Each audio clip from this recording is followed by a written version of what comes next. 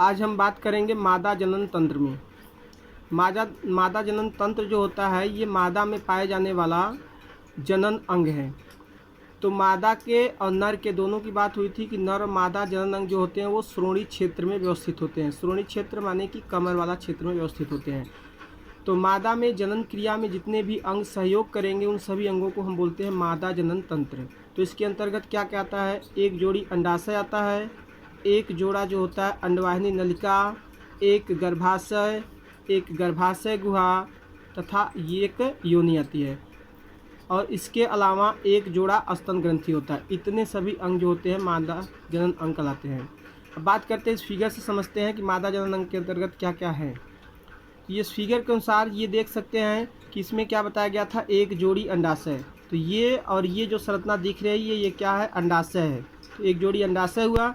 अंडाशय की बात करें तो ये जो पेट होता है उदर गुहा जिसको बोलते हैं, उदर गुहा के निचले सतह पर दोनों ओर एक एक होता है, जो लगभग क्या होता है 2 से 4 सेंटीमीटर लंबा होता है और श्रोणि भित्तियों द्वारा स्नायु द्वारा जुड़ा होता है। कमर के क्षेत्र से स्नायु द्वारा ये जुड़ा होता है। कौन सा? अंडाशय।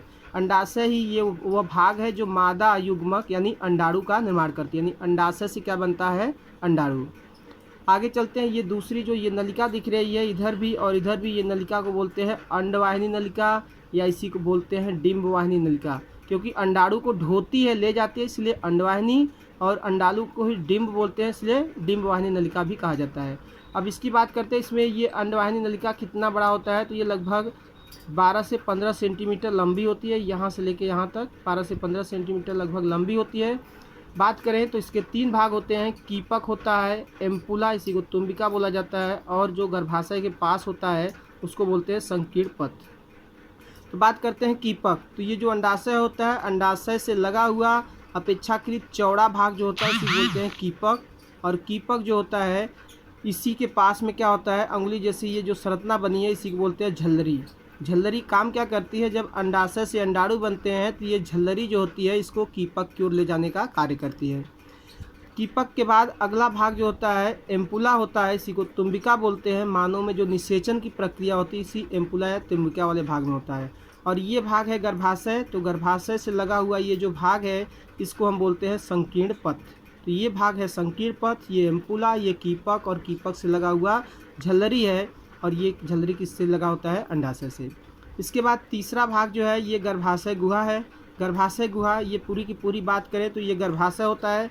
गर्भाशय जो होती है ये उल्टा नाशपाती के आकार की होती है, उल्टे नाशपाती के आकार की होती है, जिसमें ऊपर वाला ये जो उभरा हुआ गुंबद नुमा भाग होता है इसको बोलते हैं बुध्न या फंडस बोलते हैं इंग्लिश में। तो ये ऊपरी भाग, और इसका नीचे ये सकरा भाग जो होता है जिसको बोलते हैं ग्रीवानाल या जन्मनाल, और ये जो बीच का भाग है जहाँ पे गर्भधारण की प्रक्रिया होती है इसको बोलते हैं गर्भाशय गुहा। ये जो गर्भाशय है, गर्भाशय 3 परत की बनी होती है। इसकी बाहरी परत जो होती है इसको बोलते हैं परिगर्भाशय, ये वाली परत, और उसके मध्य में जो है ये चिकनी पेशियों की बनी हुई पेशी स्तर होता है, यहाँ से लेके यहाँ तक, या समझ सकते हैं यहाँ से यहाँ तक या यहाँ से यहाँ तक। ये जो रेड कलर दिख रहा है ये किसको दर्शाया गया है? गर्भाशय की क्या होती है? गर्भाशय पेशी स्तर जो होता है उसको दर्शाया गया है। और अंदर वाली जो परत है जो टेढ़ी मेढ़ी संरचना दिख रही है इसको बोलते हैं गर्भाशय अंतः स्तर।